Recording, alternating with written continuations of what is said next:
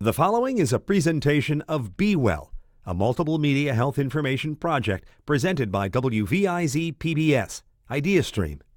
Funding comes from the Dr. Donald J. Goodman and Ruth Weber Goodman Philanthropic Fund of the Cleveland Foundation, the Margaret Clark Morgan Foundation, the McGregor Foundation, the Woodruff Foundation, and the Community Foundation of Lorain County. Additional support comes from the Mount Sinai Healthcare Foundation, the St. Luke's Foundation, the United Black Fund of Greater Cleveland Incorporated, the Farrow Foundation, and RPM International Incorporated. Childhood obesity is a complex problem that requires complex solutions. This is the first generation of kids that are expected to live shorter lives than their parents currently do. We can ask ourselves the question, are we actually killing our children with food? Kids don't want to have this because it's not fun. A can of pop costs less than a bottle of water. You know, that's a problem. Nowadays, these kids are stuck to the TV, cell phones, and playing games.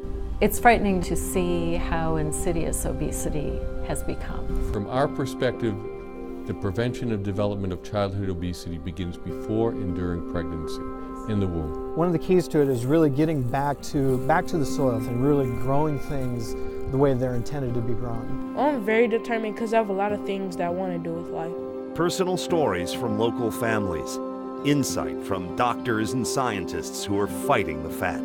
Coming up next, Be Well, Young and Obese. Most people don't question that childhood obesity is a big problem. The real question is, what are we going to do about it?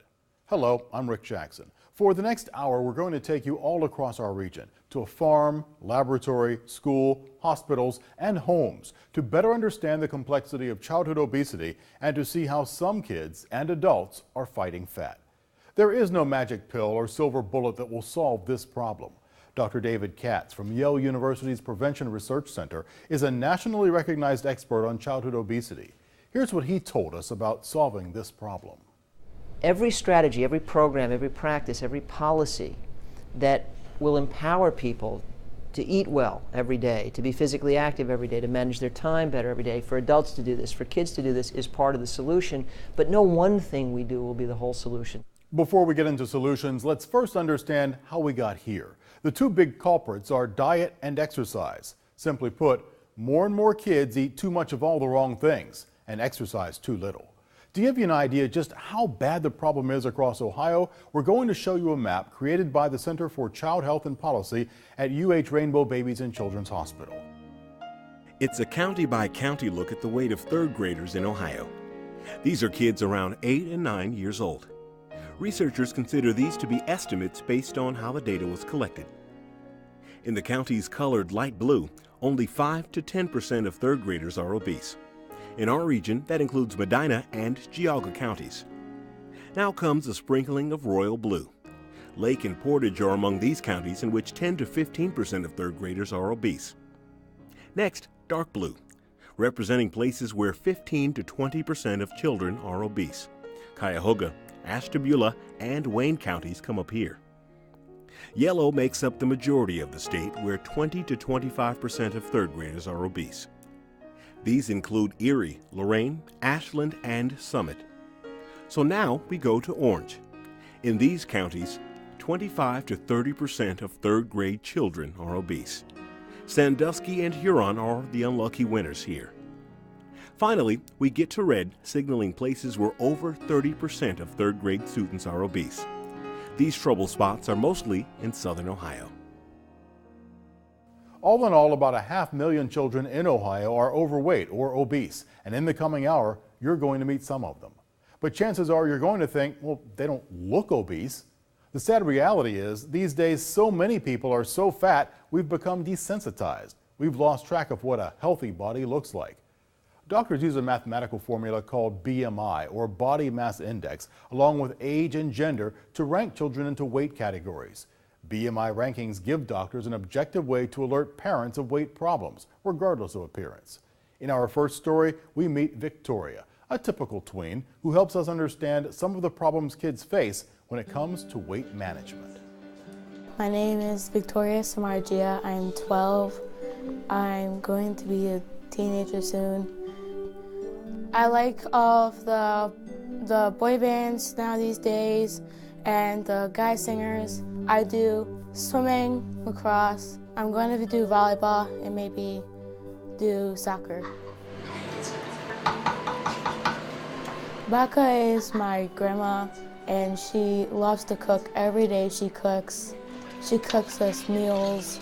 She cooks us snacks after we come home from school. I make a goulash, mashed potato, corn mesh on the soup. And what about the strudel? Strudel too, yeah, cheese strudel.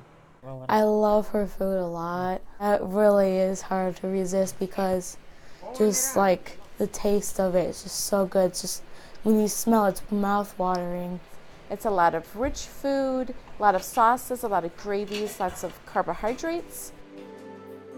Tori's the type of child that enjoys food. At age 2, she was starting to gain some weight. From then, it's just progressively gotten worse. Sometimes I'll eat out of boredom because like I'm bored, so I don't have anything else to do. Society is like against the kids. I mean, because both parents do have to work nowadays. It makes it much harder. There are some days that I don't get home until after 8:30, 9 o'clock at night. Same with my husband. It's easier on Friday night, order a pizza, sit down and eat, watch TV, and go to bed. Hey, Tori, how are you? Hey, good, how are you? Good. What do you got for me? I've been going to Fit Youth on Tuesdays for 12 weeks. Fit Youth is a program that is focused on children and teens who are identified as being obese at a certain BMI level. So even though the child is identified based on weight, the key is really parents and the family. We have a multidisciplinary approach to this. It is not just focused on weight. It is focused on getting our bodies moving, how we think and feel about things, how we eat, where we eat, how much we eat. So it's really important to have the behavioral specialist, the exercise physiologist, the dietitian, and also the pediatrician involved. It really is a healthy lifestyle program. They have a psychologist who was there, so we do like a half hour with her, and then from there we do go to the dietitian. One of the things that we use in Fit Youth is this new idea called My Plate, which is a visual that helps kids and families really consider portion size in a more user-friendly way. You said you got avocados this week. We do learn from each other. We bring different ideas to the table where all of us can share those. I've learned like some psychology things like bullying, hunger scale. Before I go and get a snack, I look at the hunger scale and see if I really am hungry or just full or if I'm just bored. The hunger scale is a tool that helps not only with the physical aspects but the emotional aspects. Being more mindful about why am I thinking that I'm hungry right now. I have learned as much as Victoria, definitely. Having the ready-made foods, processed foods, it's easier as being a working family. But by changing habits as a working family, by maybe preparing foods on the weekend, on Sundays is what I have changed. Take away the cookies, take away the sugars, take away the junk. Kids do not need junk, and I think as a society, we have learned that by giving them macaroni and cheese, processed food, that it's okay. It's not okay. Hey Baka, can I have a carrot? By going through the program, it has changed the way Baka has been cooking for them. She has gone to lots of vegetables, doing lots of salads, vegetable soups, offering fruits. Pick your feet up, pick your feet up. Victoria has lost some weight, but more importantly, she's getting healthier. Before, I would run out of breath after like 5 or 10 minutes of running. It is really exciting to see these kids feeling like a whole person and feeling strong in their physical self. Good job, Victoria is determined to keep her weight under control. She doesn't want to face medical problems later in life. And besides, there is a history of heart disease and diabetes in her family. Dr. Sharon Maripol is with the UH Rainbow Babies and Children's Hospital, and she joins us now to talk about really the consequences of childhood obesity. Welcome. Good to see you today. Thank you. It's good to be here.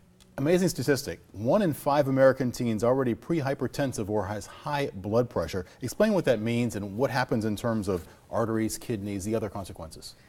Well, high blood pressure is something that you may not realize when you have it because it doesn't cause any immediate symptoms, but it's constantly working on your body that causes all kinds of harm, such as if you have high blood pressure, you're more likely to deposit cholesterol, fatty plaques in your arteries, have heart attacks, have trouble with your circulation in your limbs, have strokes, and have other complications, kidney failure. So it's related to a lot of diseases that it's causing harm to your body all the time that your blood pressure is high, even though you can't feel it. These are long-term consequences we're going to see years and years down the line, right. Not necessarily when a child is this age. Right. This is the first generation of children that may have a shorter life expectancy than their parents. That is frightening. The threat of diabetes or pre-diabetes among teens, we know, up from less than 10% in the last decade to nearly 25%, just an 8-year period that started in the late 1990s. That has to be terribly frightening to doctors. It is frightening to doctors, and what's really important to know is that it's preventable. It's much easier to prevent the development of overweight or obesity than it is to treat the consequences later on in life.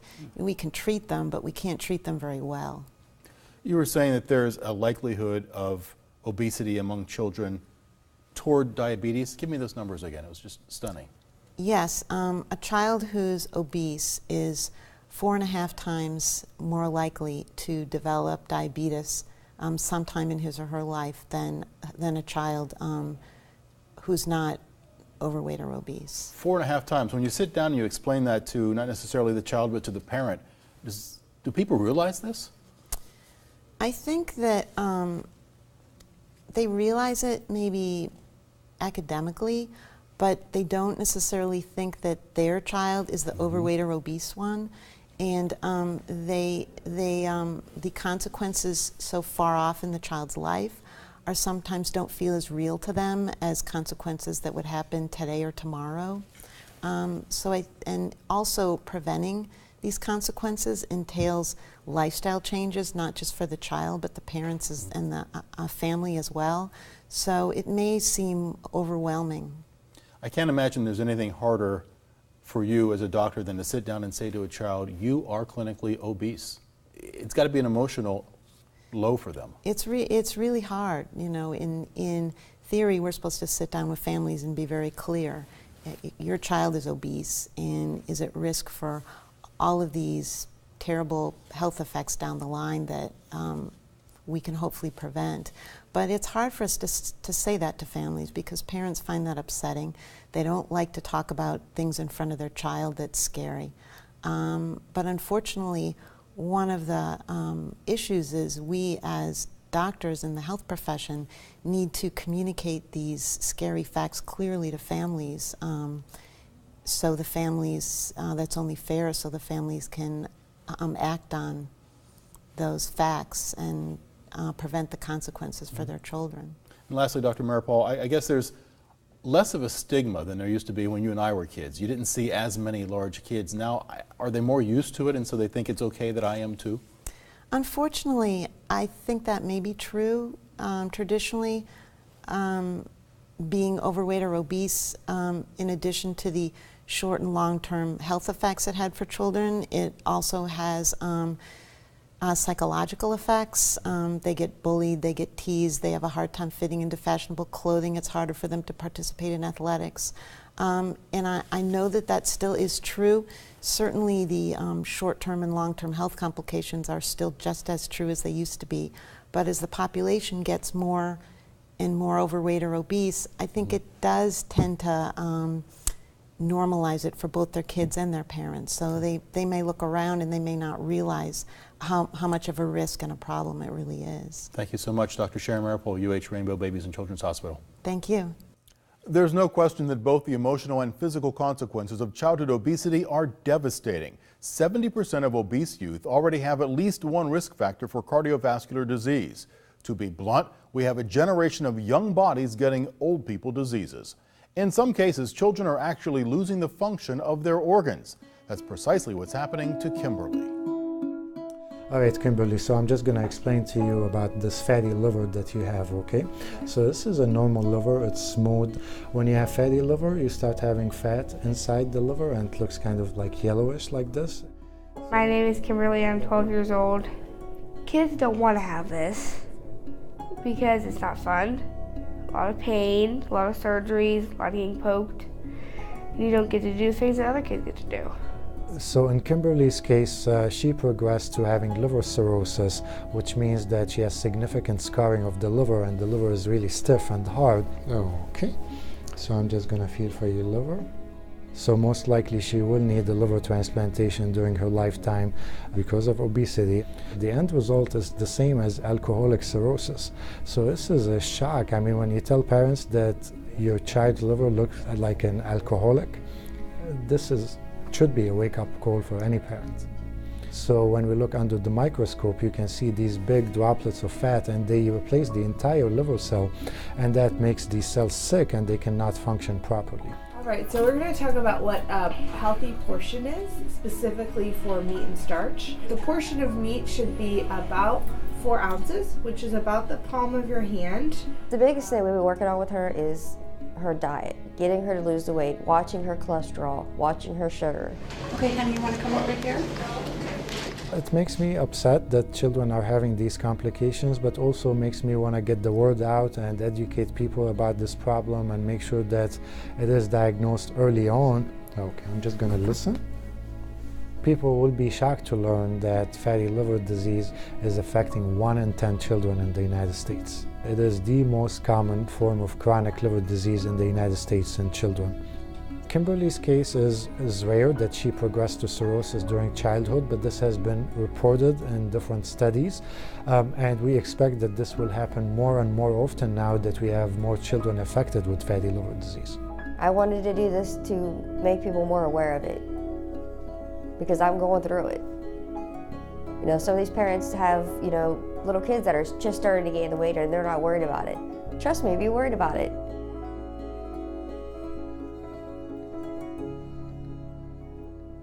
The liver is just one organ in a child's body damaged by obesity. Also at risk, the heart, kidneys, pancreas, and vascular systems, to name just a few. Avoiding complications requires a steadfast focus on 2 basics: diet and exercise, but not just at home. Remember that from kindergarten to 12th grade, the average kid spends nearly 6.5 years of their life in school.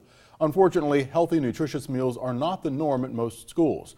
Terry Allen is the commissioner of the Cuyahoga County Board of Health. Terry, good to see you again. Glad to be here, Rick. One of the things that kids do is eat in school. Some kids have 1 meal, some 2 or 3. Almost half the kids in Ohio participate in their school's lunch program.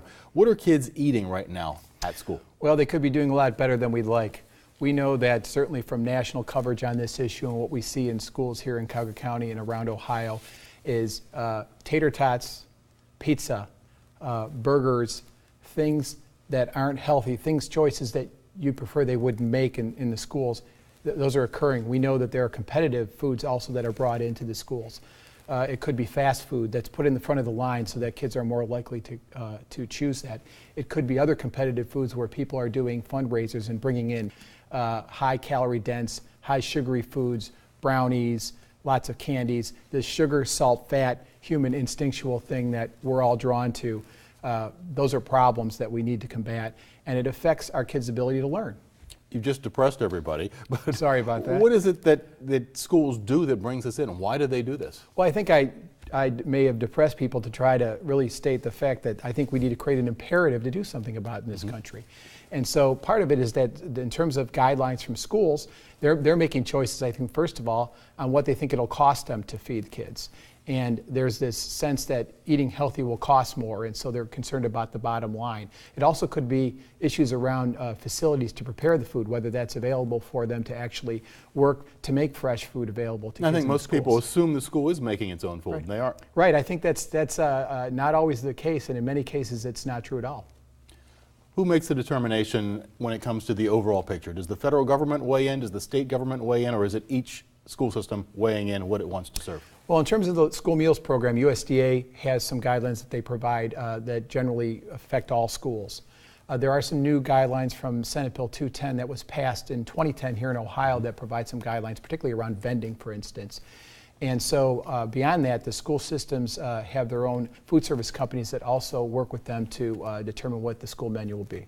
Terry, stay there for a minute. I have a couple of more questions, but first, let's look at another story. Getting kids to eat healthier food at school is the idea behind farm-to-school programs. They get locally grown fruits and vegetables into school cafeterias. The first such program in Cuyahoga County is called Students Eating Locally, or SEL. It's being held as a national model to fight childhood obesity and involves a unique partnership between the Cuyahoga County Board of Health, the South Euclid-Lyndhurst School, hence the SEL, and a man known as Farmer Floyd.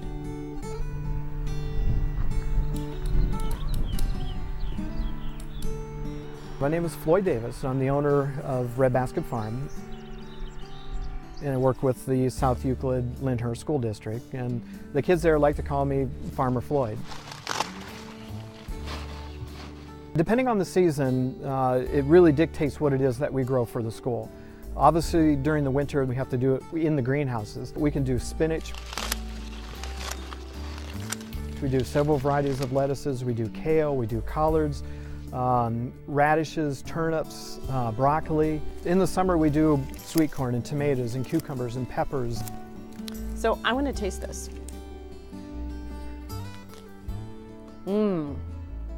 It's so flavorful. Yeah, and that has a lot to do with the way that we grow and with the soils. I mean, we mineralize the soils, we use a lot of compost, follow a lot of organic practices. The key to everything is really the soil. It's the foundation of everything, doing things and growing things the way they're intended to be. Right now we're taking anywhere from 30 to 50 pounds a week of spinach into the schools. About 3.5 years ago, I got a survey from the Cuyahoga County Board of Health, and they were looking for growers who wanted to participate in a farm-to-school program. They had identified a school district, and so they were looking for growers that would be interested in supplying the school district. Now we need you want to get a liner?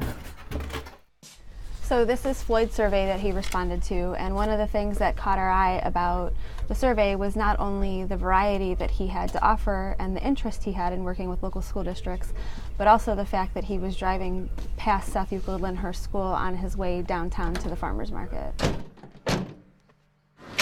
So what do we have?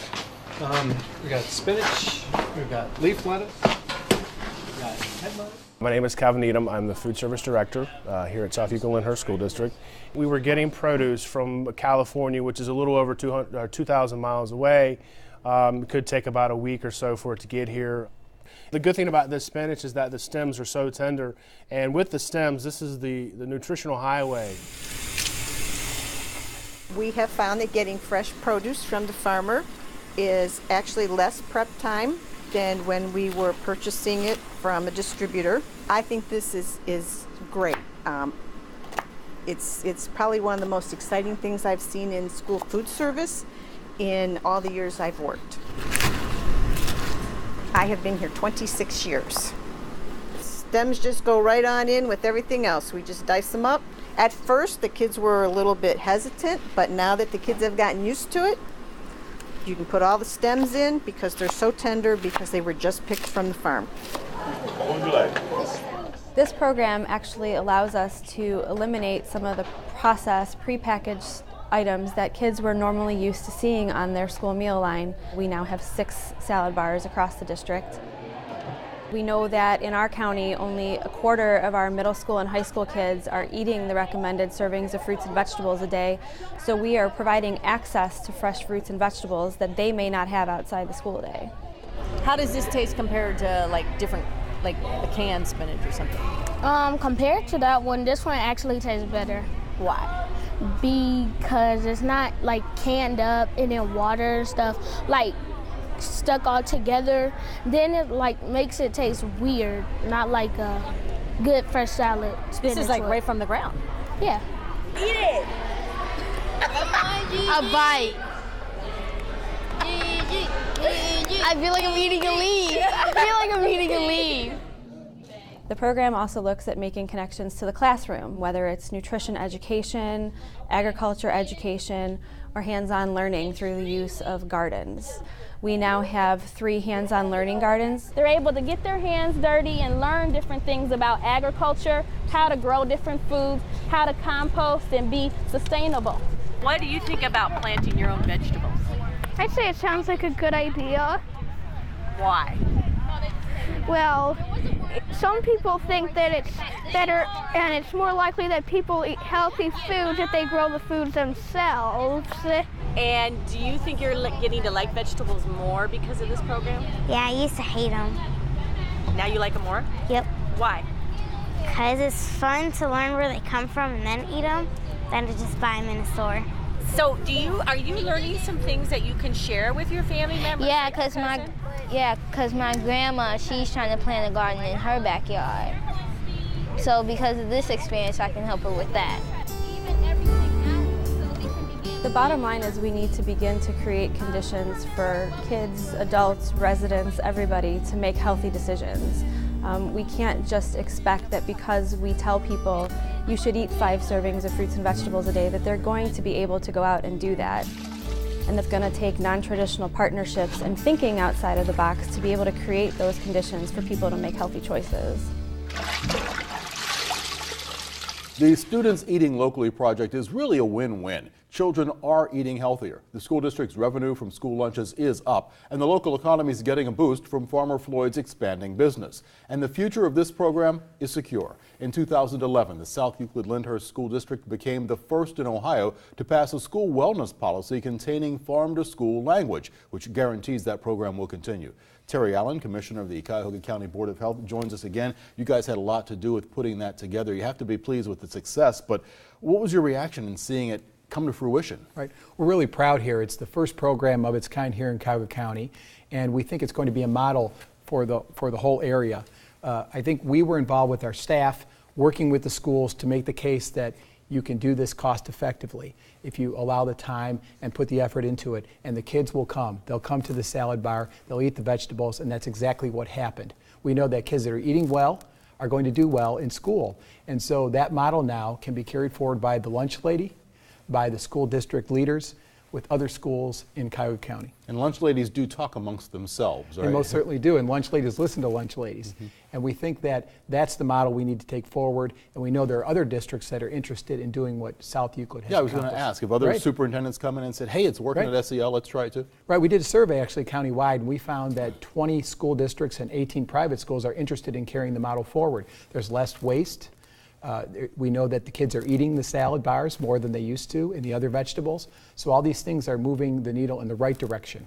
Even the STEMs. Okay. Absolutely. The food service Yeah. program kind of has to buy in. They have to agree to let their school, as it were, Right. participate. Right, and I think there may be some initial resistance to the way things have been done over the last 10, 15, 20 years. But once they see that kids are consuming the food and they're prepping healthy food, I think it's a win-win across the board. How important is parental input? They see a story like this on television, they go, I want that in my school. That's absolutely huge. We know that certain parent groups and parent-teacher involvement is critical. Parents have to demand that these things are available for their kids. We know that kids that are eating well are going to perform better, and we know that it's time to begin to change this trajectory on obesity in this country, and this is one way to do it. You just mentioned performance there. We see at the same time not just food, but schools are cutting away some of the things that helped kids to stay healthy. Right. We think you've got issues around physical activity in the school system. We know that in 1969, 42% of kids biked and walked to school. In 2001, that was down to 16%. Cutting physical activity out of the school system is a big issue because a sound body is a sound mind, and you're eating healthy, you're physically active, you're going to perform better. We need to change that trend. You mentioned competitive foods earlier. We haven't touched on vending machines. How do they get so proficient or so proliferous in the schools? Right. I think the big issue is that vending machines are provided and often stocked by soft drink companies that buy scoreboards and buy uniforms. And that's happened very quietly over the last 20 to 30 years when school budgets have been tight. And that trajectory needs to change because there's a lot of empty calories in sugar-sweetened beverages, and that's a big link back to diabetes, a big link back to obesity, and that's one of the biggest problems we have to deal with in the These schools. companies are being good neighbors, but at the same time they're sliding their product in there. Right. How much does celebrity help? The Jamie Olivers, the Michelle Obamas, the Rachel Rays of the world. Does that play in? People see that? I think so. They have the national image to take it forward, and I think what that ties back into is the national imperative that we start to change the way we do business. 75 cents on every dollar spent on the chronic diseases that result from choices that we make as kids. 75 cents. 75 cents in every dollar. That's $2 trillion spent on health care. We have to change it or we're going to bankrupt the country. Terry Allen, Commissioner of Cuyahoga County Department of Health, thanks so much for your help. Glad to be here, Rick. This program about childhood obesity is just one part of IdeaStream's ongoing multiple media health information series called Be Well. This is such an important problem that we've made a commitment to spend the entire year covering the topic on radio, television, and the web. Go to health.ideastream.org for links to articles, studies, stories, and local resources, all designed to help you better understand obesity and how you and your family can live healthier lives. Be sure to watch the web exclusive about a local doctor who's working on a breath test for kids that could help determine if they are at risk of developing fatty liver disease. If perfected, it will make diagnosis and prevention a whole lot easier. And be sure to listen to radio reports filed by my colleague Ann Glosser. One examines the challenges and benefits of fitting exercise into the school day. All this and much more when you go to health.ideastream.org. Now, at the beginning of this program, we heard from a national expert on childhood obesity who said there's no magic pill to solve this problem. It's just too complex, requires intervention at lots of different levels in our schools, in our neighborhoods, and in our homes. New interventions are being developed and tested in a local research study by Case Western Reserve University and Rainbow Babies and Children's Hospital at university hospitals. The study is called Impact, and it's part of a massive nationwide effort designed to find the best ways to treat and prevent childhood obesity. 11-year-old Jake and his family are part of the study. Essentially, they filled their lives with little experiments, things they think will help fight the fat. Dig it out, dig it out, dig it out. Come on. All right, breathe, breathe, breathe, breathe. You want to go one more time? My name is Jake Streeter. I'm 11 years old, and my dad is like my athletic trainer because when I get tired while running around, he gives me that motivation. When you push out, you make sure you breathe out, okay? Breathing is important. For Jake and his dad, these workouts are part of a mini experiment they're doing for the Impact study. So tell me about this experiment. My experiment is sleep and exercise. Impact is testing different ways to help children and families battle obesity. Jake's in a group testing an approach that calls for kids and their parents to come up with ways to make small changes in their daily habits. One of the things that we do, for instance, to how to get a family started on this, is we have them flow chart their daily routines. Okay, what do you do first, second? The kids do it and the parents do it. And then it kind of pops out at them some of the things they do that aren't very healthy or opportunities that they could fit something in that would be healthier. All right, so can we start with you, Ms. Jasmine? You want to tell us what experiment you've been working on? So they go through very small, we call them self-designed experiments to change something in their environment that would be more healthy for them. We let them do experiments around diet, around exercise, which includes reducing sedentary activities, screen time on TVs or devices that the kids use today. Also, sleep is a very important behavior that we have them work on, and then stress management. Well, I learned new words, sedentary, like has something to do with like moving and, well, not moving, like just sitting there doing nothing. So what trying to not be sedentary, like have to cut my TV time out. Well, today we went for a jog this morning. Okay, write it down. Jake chose to focus on exercise and sleep. The sleep part was a bit of a shock to me because I was thinking that he was getting regular sleep. So we know that children who get less than 5.5 hours of sleep a night are more likely to not manage weight well and actually be overweight or obese. One issue with sleep has to do with the blue light emitted from television screens. It acts as a stimulant, disrupting good sleep. Jake's experiment calls for him to make sure the TV is off before he goes to bed. Family dog Damon is part of another one of Jake's experiments. Some of the habits we have are like when we wake up in the morning, like walk the dog, come in and just go straight to watching TV. But really we're trying to change that to like walking the dog for long distances. It's fun because the dog's enjoying it too. If the dog's enjoying it, you can enjoy it too because your dog's having fun. So was this a little tip that you thought of? Yeah, I thought of this. Like walk the dog farther distances, then you can get exercise too. The fact Jake thought of this himself may be the magic behind this new approach to fighting obesity. It comes from them. It's their energy. It comes from their family. They own it. Maybe like 2 more handfuls. While Jake and his family are having some success with their experiments, they admit change is hard, so is battling weight. It's a struggle for Jake, it's a struggle for myself, but each day, we take it one day at a time and try and do a new thing. The most difficult part as a parent is because you want to protect them, and you kind of like, well, I don't want kids to pick on them because of his weight or things like that, but then I've always taught my children to be independent and to like yourself because you like you, not based it on whether or not other people like you. So you don't kind of want to pressure them to change it because you want them to be accepted. You want them to do it because it's something that they feel that they want to do. Besides focusing on things at home, part of the impact study has a school component.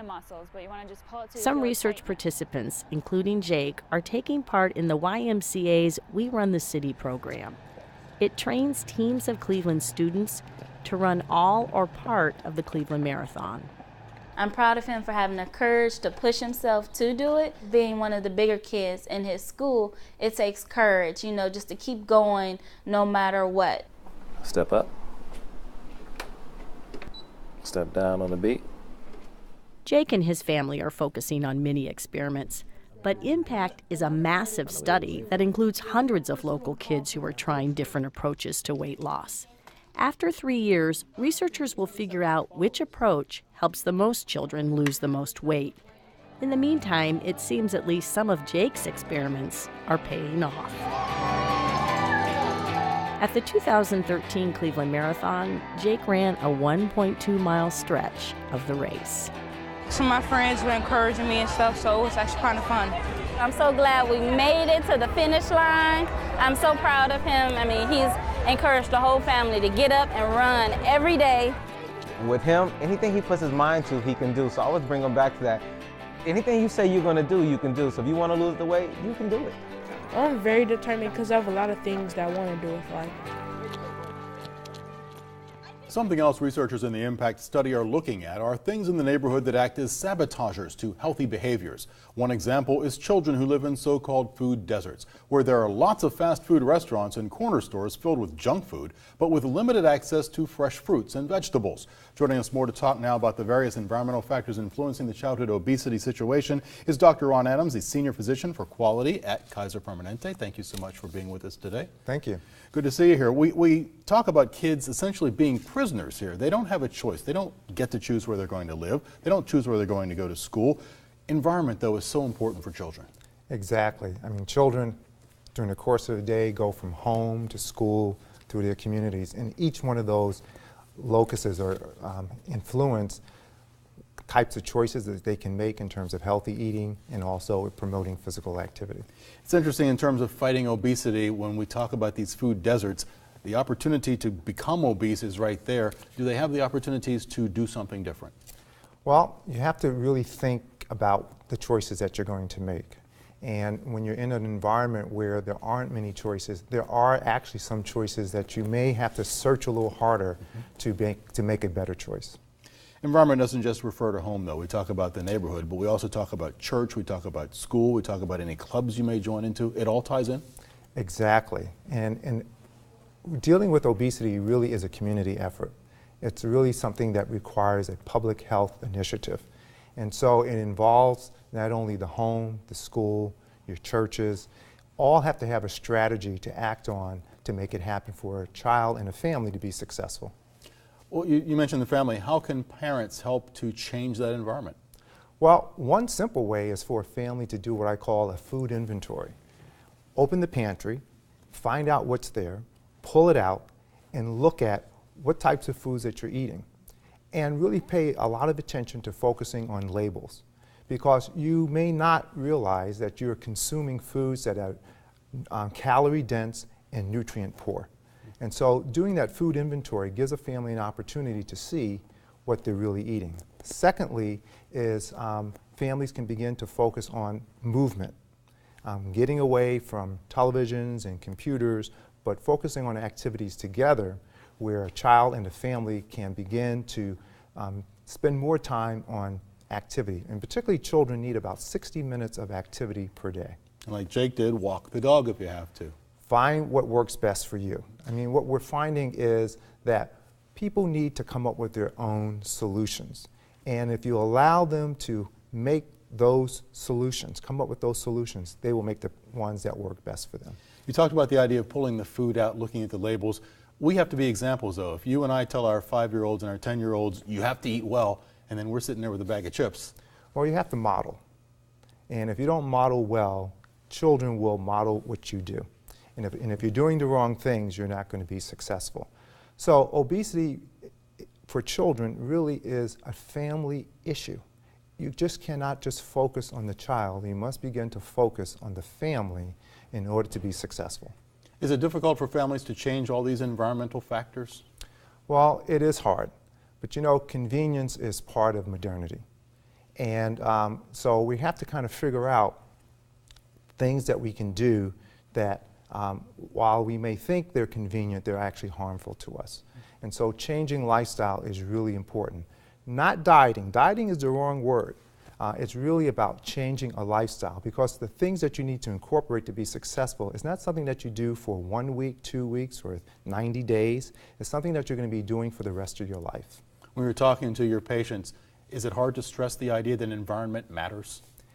Well, what happens is a lot of this activity is very passive. People aren't aware that these things are going on around them. They're not aware that they're not participating in physical activity. They're not aware about healthy eating. And so it seems almost next to impossible. But by giving them an opportunity to see and to also allow them to solve these problems themselves, they can come up with reasonable solutions. Dr. Ron Adams is with Kaiser Permanente. Thank you so much for your time today. Thank you. We often hear overweight adults say that obesity is something that runs in the family. And it's true that some are genetically programmed to gain weight. Some of those genes are a product of evolution, dating back to our hunter-gatherer days, when food was scarce and it was necessary for humans to store fat. But modern-day environmental and behavioral factors like too much fast food and too little exercise also change the DNA in our cells. And some of these changes may actually start in the womb. As we see in our next story, overweight and obese women who get pregnant may be unintentionally and unknowingly programming their fetus to become a fat child. My name is Brianna Dotson and I am 10 years old, and me and my mom are a team at trying to lose weight. Like, we'll have a competition, like I tell my mother she can't drink pop and she said I can't eat sugar or none of that. So we sort of doing things as a joint effort with each other to kind of help each other along the way. Go ahead, step up. Our pediatrician at our last visit brought up, and visits before, that we really need to get on top of like really watching her diet, because she's over in the 95th percentile. She should be somewhere between 25 and 50%. Brianna's 4'4" and she weighs 106 pounds. Which one am I? Oh. You're welcome. She's not embarrassed, nor am I embarrassed about it. We sit and joke with each other sometimes when we work out on the Wii sometimes. You know, we don't take it personal, because we recognize it as an issue and that it needs to be fixed and addressed. And so you're a mother-daughter team going at it early. Correct. So you're here to do a follow-up on the HAPO study. Talitha and Brianna are also a team for medical research. It began 10 years ago when Brianna was developing inside her mother's womb. Talitha agreed to be in a research study. Doctors checked her weight and other things, like whether she had diabetes. Now, a decade later, researchers want to know how such issues may impact children like Brianna now, especially when it comes to weight. It's going to be helpful because you can tell us what risk factors are going to be most important for the development of something like childhood obesity that occurred during pregnancy? Was it the mother's weight before she got pregnant? Was it her weight gain during pregnancy? Was it her diabetic status during pregnancy? Dr. Patrick Catalano is researching ways to prevent childhood obesity at the earliest possible stage, in the womb. If you look at the environment that a fetus grows in, it's different if a woman is overweight or normal weight. Talitha was heavier when she got pregnant with Brianna. And one thing Dr. Catalano is looking at is whether that's somehow related to what's going on today with Brianna. So I'm going to have you go ahead and turn around like this so that I can see your shoulder blade and see the back of your arm. Time will tell. The study will enroll a total of 300 mothers and children and last 5 more years. Meanwhile, Dr. Catalano and his team are working on another set of studies. Actually, I have 3 samples from lean patients and 3 samples from obese patients to compare. Okay. They're trying to figure out what actually happens inside the bodies of lean versus obese pregnant women. At Metro Health, some women delivering babies agree to donate tissue. In one experiment, scientists grind up pieces of fat. In another, they slice off slivers of placenta.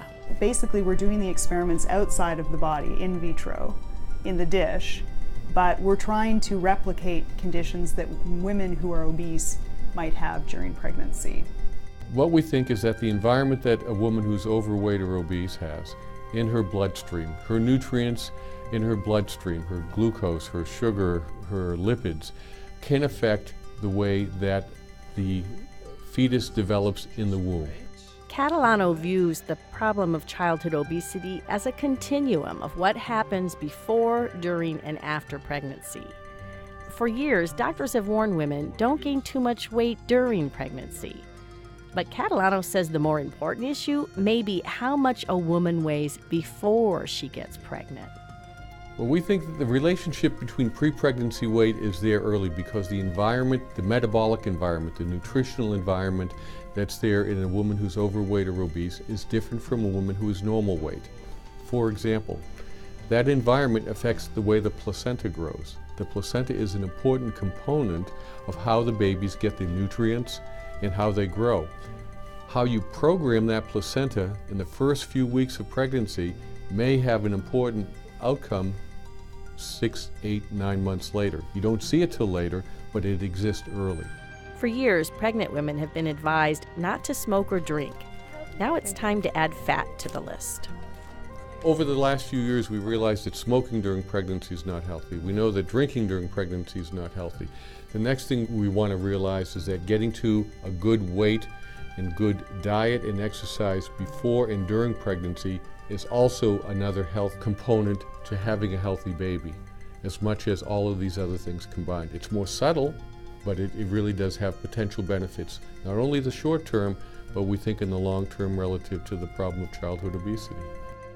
While Dr. Catalano continues his research, Talitha and Brianna continue their own quest. They're not waiting on study results to manage Brianna's weight problem. So this is something you really want to do. Mm-hmm. How come you're determined to lose some weight?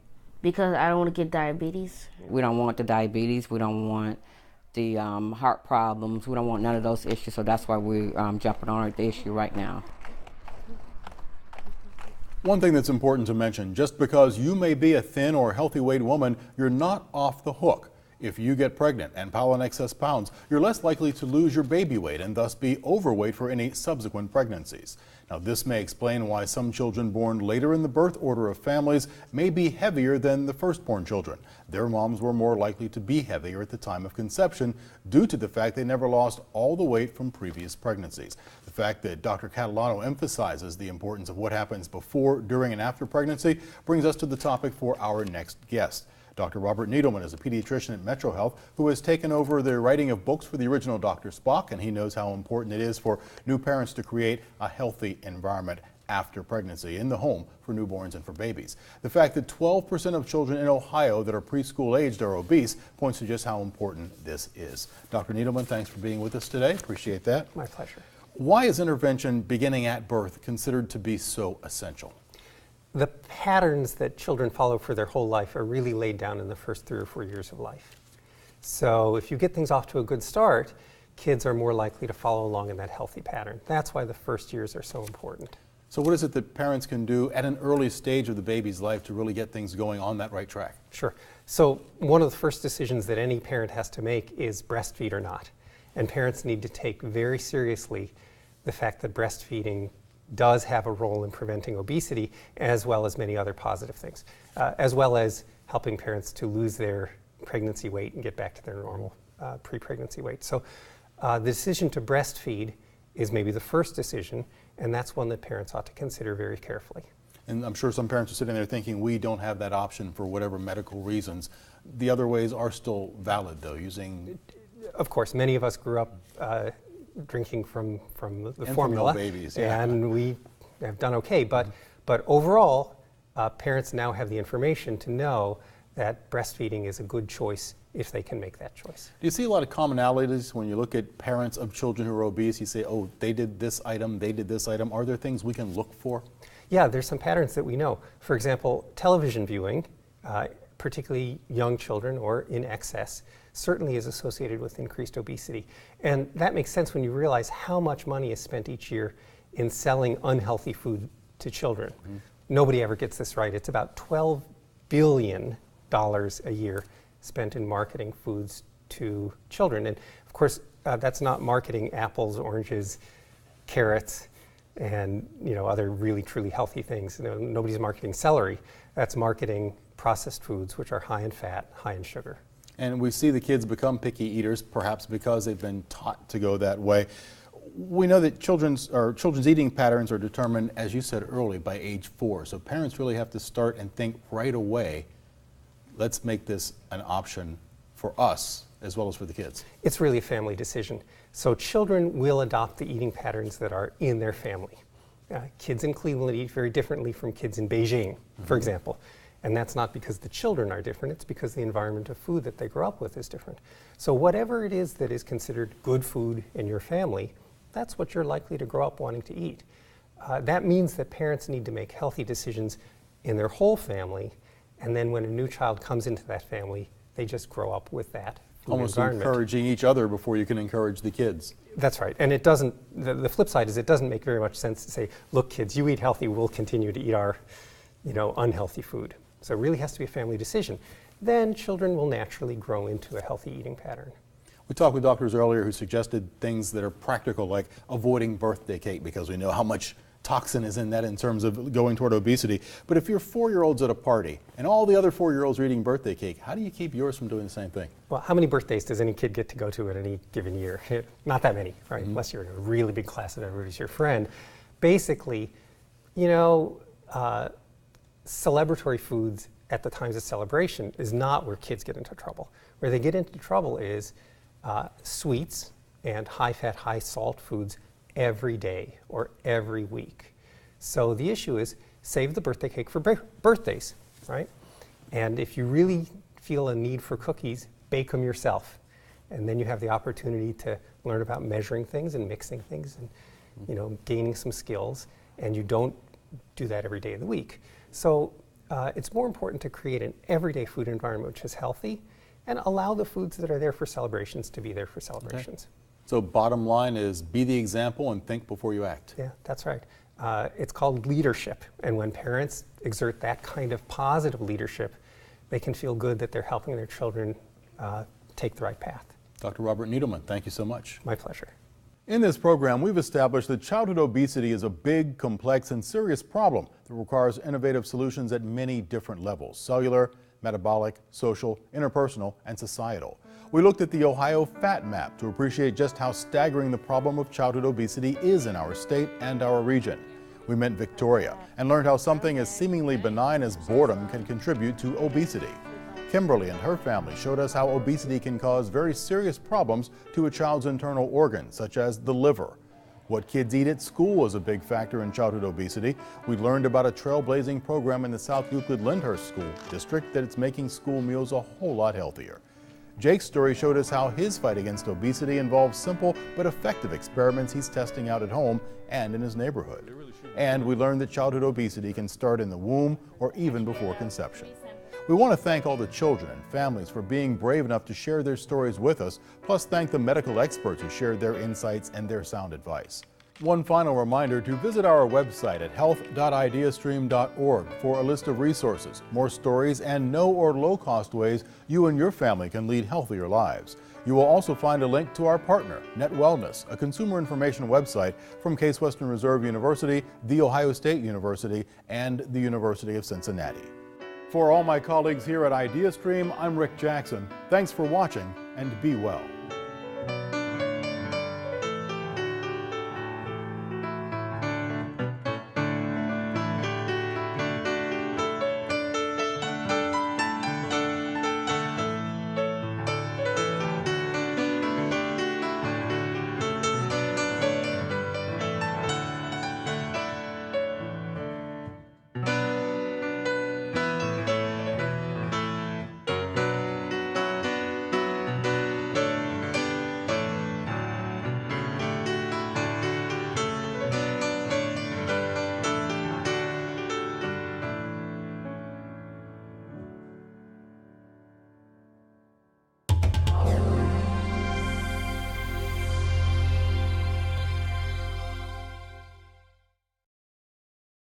This was a presentation of Be Well, a multiple media health information project presented by WVIZ PBS IdeaStream. Funding comes from the Dr. Donald J. Goodman and Ruth Weber Goodman Philanthropic Fund of the Cleveland Foundation, the Margaret Clark Morgan Foundation, the McGregor Foundation, the Woodruff Foundation, and the Community Foundation of Lorain County. Additional support comes from the Mount Sinai Healthcare Foundation, the St. Luke's Foundation, the United Black Fund of Greater Cleveland Incorporated, the Farrow Foundation, and RPM International Incorporated.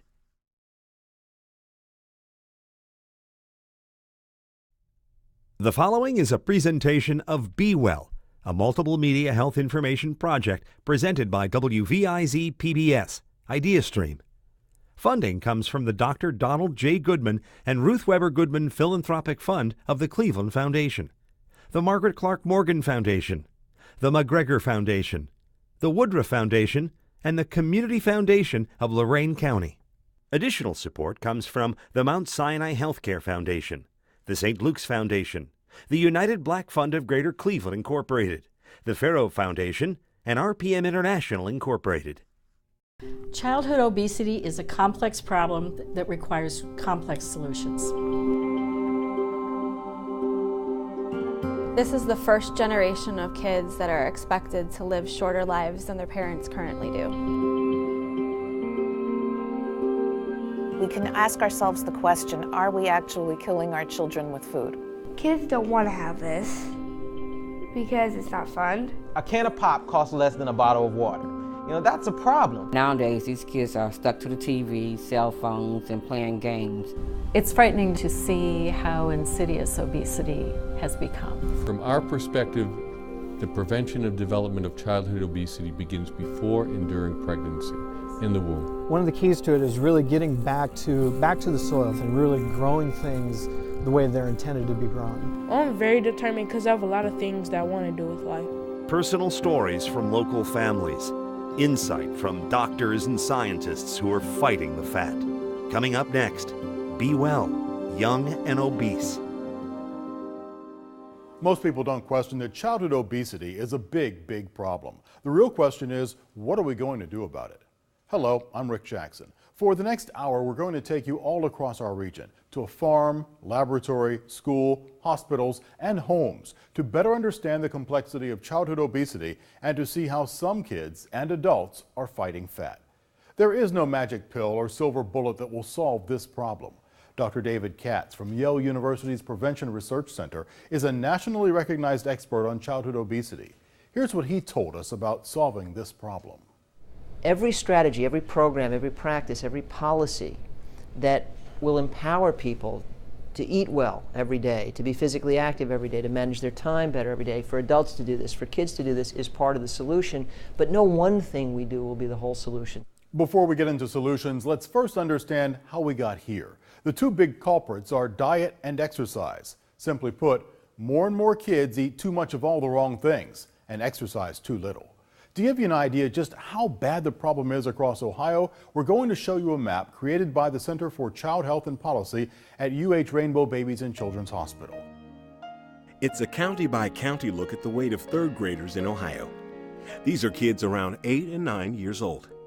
Researchers consider these to be estimates based on how the data was collected. In the counties colored light blue, only 5 to 10% of third graders are obese. In our region, that includes Medina and Geauga counties. Now comes a sprinkling of royal blue. Lake and Portage are among these counties in which 10 to 15% of third graders are obese. Next, dark blue, representing places where 15 to 20% of children are obese. Cuyahoga, Ashtabula, and Wayne counties come up here. Yellow makes up the majority of the state, where 20 to 25% of third graders are obese. These include Erie, Lorain, Ashland, and Summit. So now we go to orange. In these counties, 25 to 30% of third grade children are obese. Sandusky and Huron are the unlucky winners here. Finally, we get to red, signaling places where over 30% of third grade students are obese. These trouble spots are mostly in southern Ohio. All in all, about 500,000 children in Ohio are overweight or obese, and in the coming hour, you're going to meet some of them. But chances are you're going to think, well, they don't look obese. The sad reality is, these days, so many people are so fat, we've become desensitized. We've lost track of what a healthy body looks like. Doctors use a mathematical formula called BMI, or Body Mass Index, along with age and gender to rank children into weight categories. BMI rankings give doctors an objective way to alert parents of weight problems, regardless of appearance. In our first story, we meet Victoria, a typical tween who helps us understand some of the problems kids face when it comes to weight management. My name is Victoria Samarjia. I'm 12. I'm going to be a teenager soon.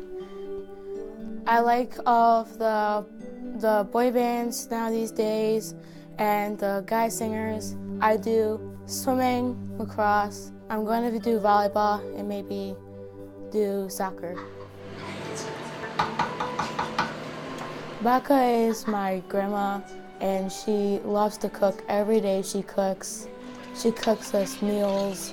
She cooks us snacks after we come home from school. I make a goulash, mashed potato, corn mesh,